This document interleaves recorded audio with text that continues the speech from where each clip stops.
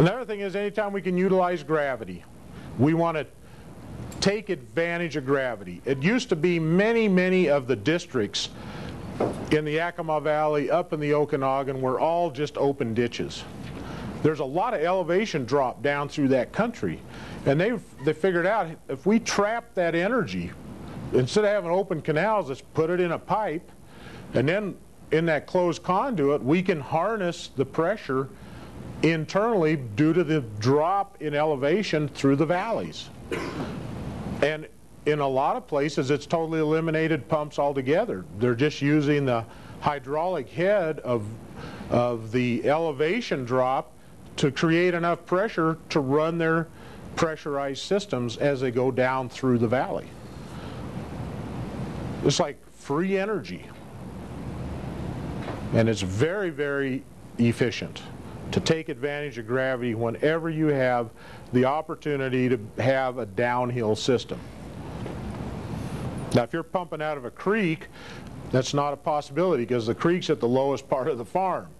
But where you have a canal where you can run it on top of the ridge and water everything downhill, then you have that advantage of using elevation to be your friend. Precision water placement. We're going to always be concerned about precision water placement. A lot of that has to do with moisture monitoring, which is the last item. And we can really do that the more sophisticated the system gets. Take a look at a golf course. Every sprinkler head has its own valve on these new, totally automated systems that are going into a golf course. There might be 1,500, 2,000 sprinkler heads. Every one of them has its own control. We monitor the moisture in all of those zones, and every sprinkler head may have a different run time. What's going to affect it? Well, the slope's going to affect it. Whether it's shady or not is going to affect it. If it gets hit by a lot of wind or not. Different parts of the course are going to have different microclimates. And every one of those sprinkler heads can be adapted for their little piece of ground that they're responsible for. The greens are going to have different demand than the fairways, the roughs or the tee boxes.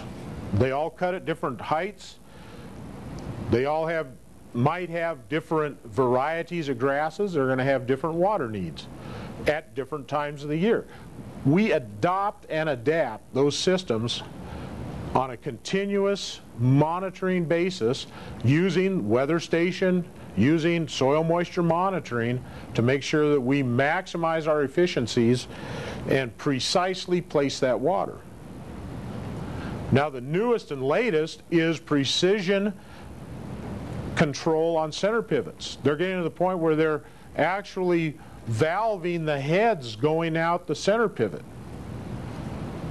And we're going to demonstrate, I'll show you a new demonstration circle that they have out here at Agri Northwest that this summer they did their first runs on this particular field. And every 4 sprinklers, and the sprinklers I believe are 10 feet spaced 10 feet apart, might be a little narrower.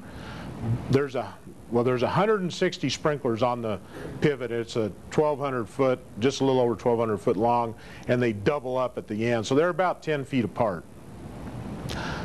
And they're in blocks. They're in blocks of sprinklers coming down the line. There's 40 valves, and there's 160 heads coming down that length of span, quarter-mile long.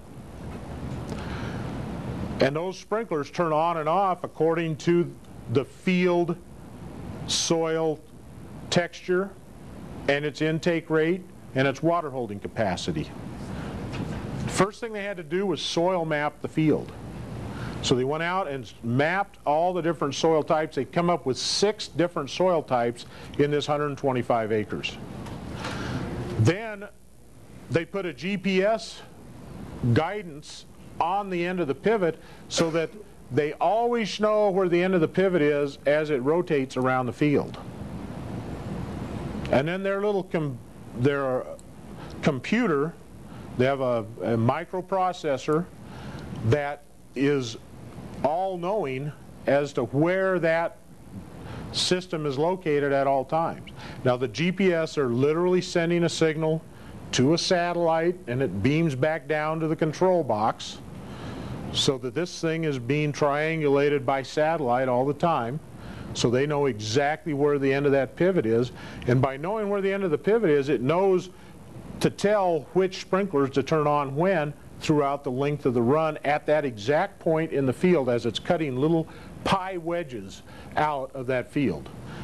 And so every part of a degree, it's telling that each group of sprinklers when it should and when it should not operate.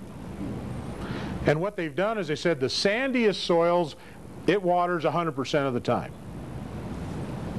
As we get into heavier and heavier soils, clear to the most clay soils, the most clay soils only water 60% of the time.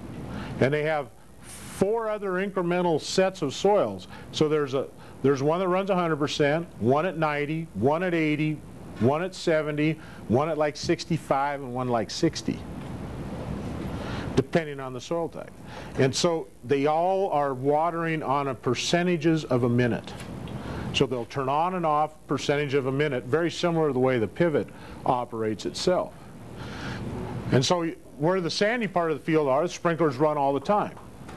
Where you have the most heavy soils, they're on 60% of a minute and then off 40% of a minute. And then but it's a continuous move, so that's changing constantly. You know, the second tower might be watering all sand on this side of the field. Time it gets around to this side of the field, it might be in the clay side. So each block of 4 is being told at any given little wedge in that field what it's supposed to be doing at that instant.